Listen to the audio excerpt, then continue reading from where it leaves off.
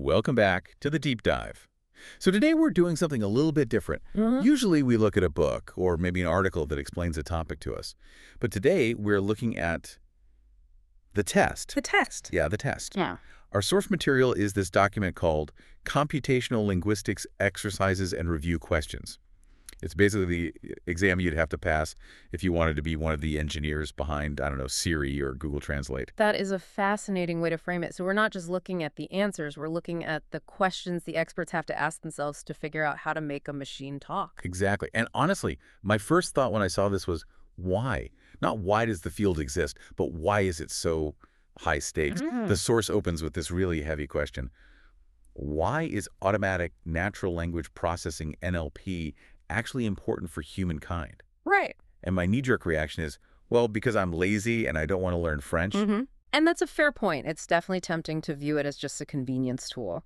But the source material, it posits something much bigger. It argues that NLP isn't about convenience at all. It's about survival. Survival. That feels a bit dramatic for a spell checker. Well, think about the scale. The text explicitly says NLP is necessary to facilitate humans to prepare, read, and search through many texts. And many is really the key word there. We are generating more information now in a single day than people used to in, what, a century? So it's that drowning metaphor. We're just drowning in data, and these tools are the life rafts. Precisely. Without computational linguistics, the internet is just a chaotic ocean of noise. You'd never find the specific drop of water you're looking for.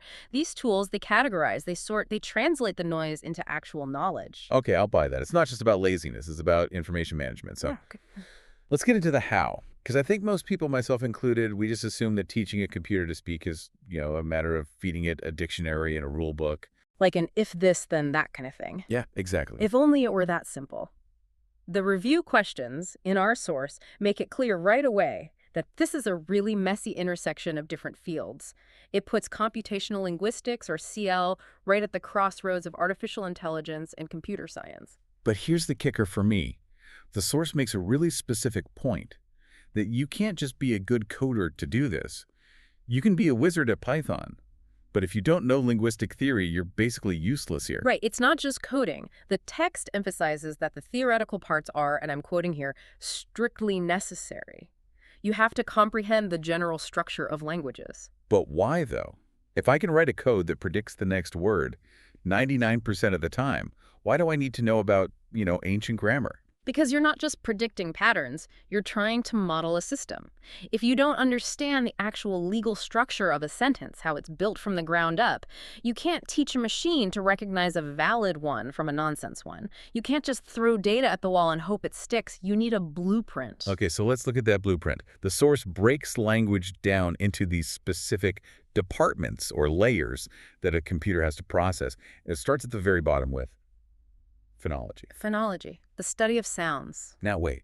When I see sounds, I'm thinking of like audio recording. Is my microphone working? That's acoustics. That's physics. Phonology is different. The source asks a really specific question about this. It asks, what is the object of study for phonology? And the answer isn't music or alarm clocks. It is, and this is a quote, sounds forming words for their distinguishing. For their distinguishing. That's a weird phrase. It's crucial, though. A computer doesn't care about the sound of a car horn in the background. It cares about the very specific frequency difference between the sound B and the sound P, because if you swap them, bat becomes pat. Ah, right. A tiny shift in sound changes the entire reality of the sentence. Exactly. So phonology is that first layer where the machine decides, okay, that tiny blip of audio was a B, not a P. It's the raw material.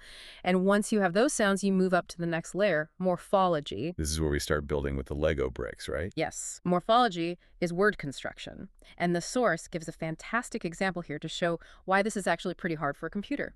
It uses the Spanish word rascacielos. Rascacielos, which means skyscrapers. Correct. Now, over for a human, I just learned that rascacielos means a tall building. Done. But a computer using morphology, it has to break it open. It has to see that rasca comes from the verb rascar, which means to scratch. And cielos is the plural for skies. Scratch skies. Wow, that is so much more poetic than skyscraper. It is, isn't it? But here's the question, the source prompts. Why do we even need the computer to know that? Why not just give rascacielos a unique ID number? like ID number 504, and just be done with it. I'm guessing it's about efficiency, like the storage space. Efficiency is a huge part of it, yes. If a computer knows the rules of morphology, how to glue roots and suffixes together, it doesn't need to store every single version of every single word in the universe. It just stores the roots and the rules. It's like teaching someone how to cook instead of just giving them a giant warehouse full of pre-made meals. Perfect analogy. And it helps with new words. If I invent a word tomorrow, like Zoom fatigue, the computer can figure it out. It knows Zoom and it knows fatigue.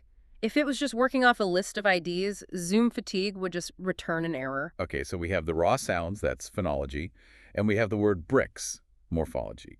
Next up in the source is syntax. Syntax is the structural engineering. It's how you arrange the bricks into a wall that doesn't just fall over. It's the difference between the dog bit the man and the man bit the dog. Same bricks. Very different insurance claim. Very different. So syntax checks if the structure is legal, but then you hit the boss level, the layer that keeps engineers up at night, semantics. The study of meaning. Yes. But the source defines it in this really interesting way. It says semantics isn't just how humans think. It's how humans code the meaning. Code the meaning. I like that. It implies meaning isn't just some fuzzy emotional cloud. It's an actual system. It implies that when you have a thought, an idea, you're encoding it into a signal. And if it's a code, well, then theoretically, we can crack it. We can teach a machine how to decode it. But cracking that code seems impossible because we break the rules constantly. But let's stick to the rules for a second. The source spent a lot of time on this idea of constituents. Yes. The last time I heard that word, I was voting. But here, it seems to mean something about how words clump together. Think of it this way. When you look at a sentence, do you just see a string of words one after another like beads on a necklace? Pretty much, yeah. Well, a computer can't do that. It has to see blocks. A constituent is a group of words that hang together and function as a single unit. For example, the very old man walked slowly. Okay. You can replace that whole phrase, the very old man, with just one word, he. He walks slowly. That means the very old man is a constituent. It's a solid block. Right, I follow. But now try taking, say, man walked. The very old man walks slowly. Can you replace man walked with a single placeholder? The very old X, slowly. No, that just falls apart. Exactly, because man walked is not a constituent. It crosses the boundary between the subject and the verb.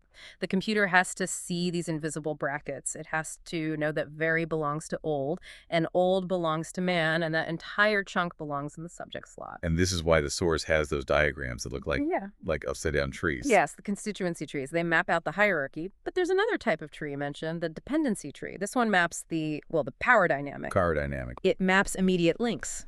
Which word is the boss of which other word? In the very old man, the word man is the boss. Old works for man. Very works for old. It's a whole chain of command. Which leads to another term from the source that I found really evocative, valencies. It sounds like something from high school chemistry.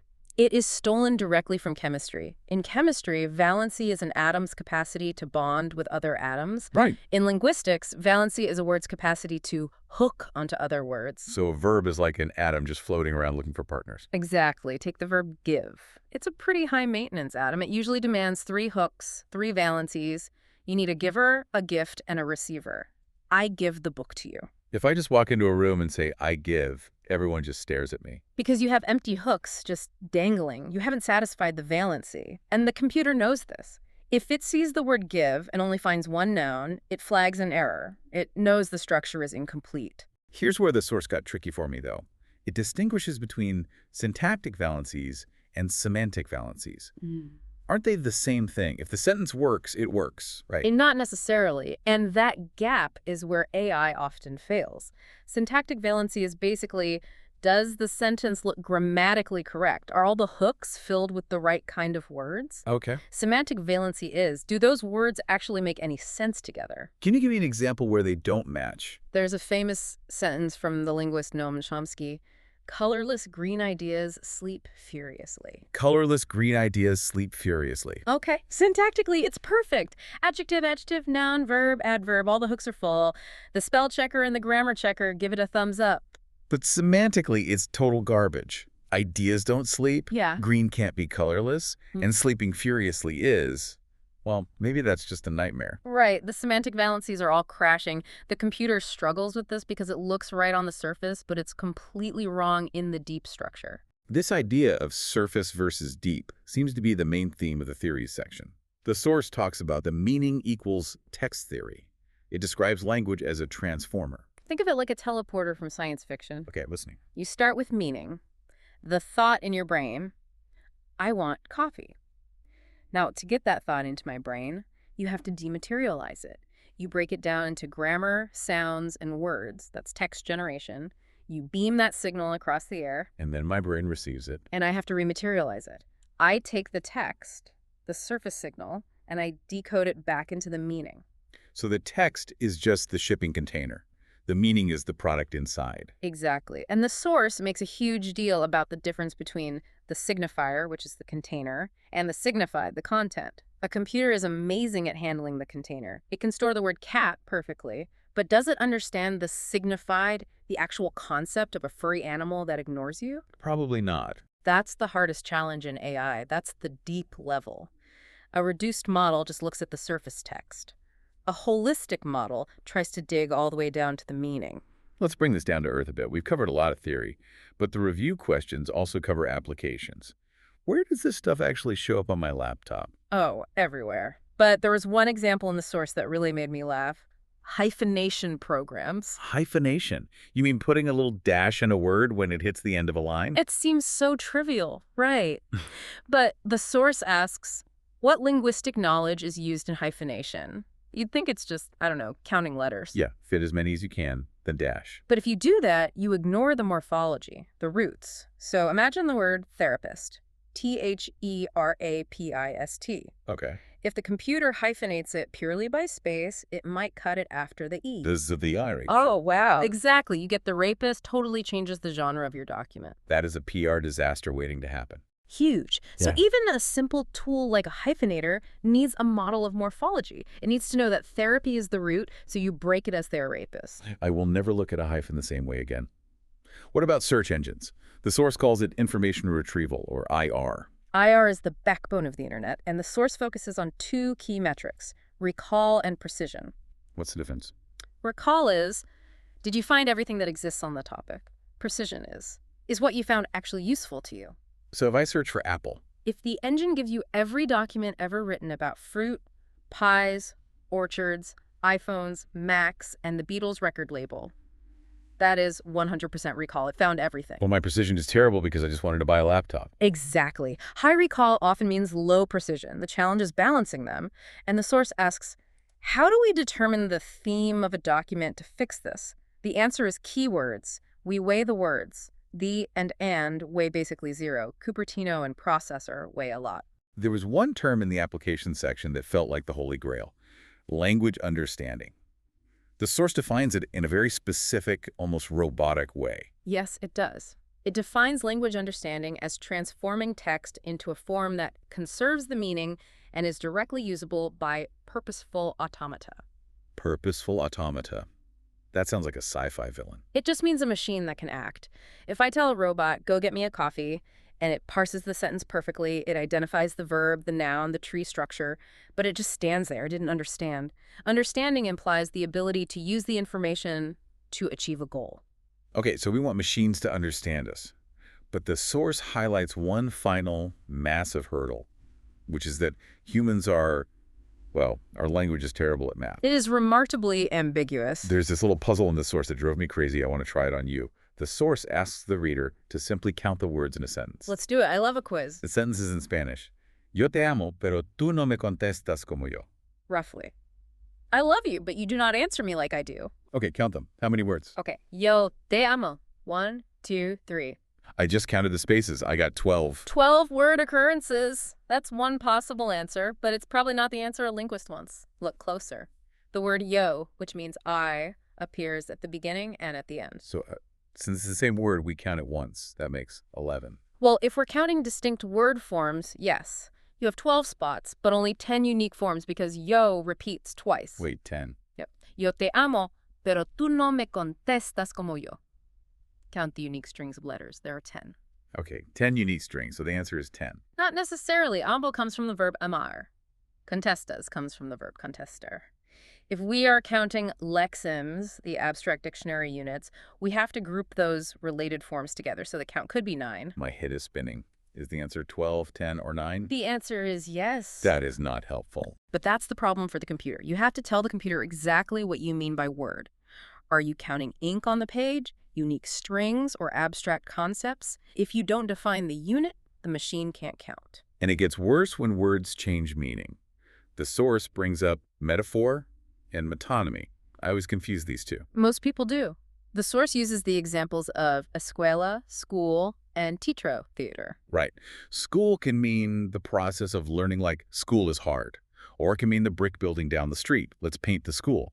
The source explains this happened via metonymy, that's association. We associate the activity, learning, with the place, the building, so the word just slides over to cover both concepts. That's not a metaphor. No, a metaphor is a comparison. The school is a zoo. I'm saying it's like a zoo. Metonymy is a connection. If I say the White House announced today, I'm using metonymy. Because the building itself didn't talk. Right. The administration inside it did. But we use the building's name to stand in for the people. And computers must just hate this.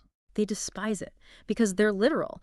If you tell a computer the White House announced, it looks for a mouth on the building, it doesn't get the association unless we explicitly map it out. Which is why the source mentioned something called Euro WordNet, right? It's like a map for all this madness. Exactly. It's a thesaurus on steroids. It doesn't just list words, it builds a network. It links dog to animal with an is-a relationship. It links wheel to car with a part of relationship.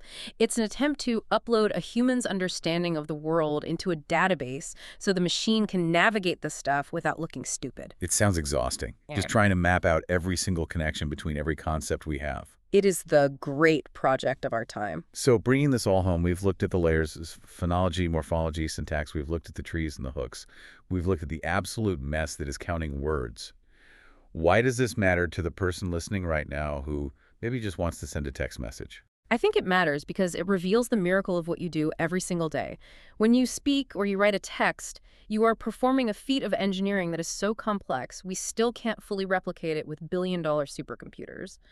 You're handling all of this instantly without even thinking about it. We're all just walking around with these supercomputers in our heads. Precisely. And from a tech standpoint, understanding these mechanics is the only way we bridge that gap. The source puts it beautifully. The goal is to transform text into something usable. We're building bridges between the chaotic, messy, emotional world of human thought and the rigid, logical world of the machine. And as we said at the start, we need these bridges.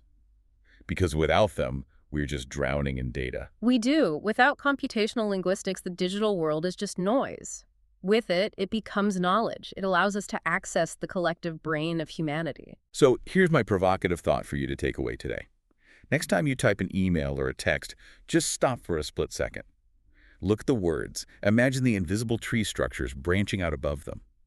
Think about the valencies, those little hooks reaching out from your verbs, desperately looking for a noun to grab onto. And have a little sympathy for the machine on the other end, trying to figure out if the rapist is a criminal or just a badly hyphenated doctor. Exactly. Give the machine a break.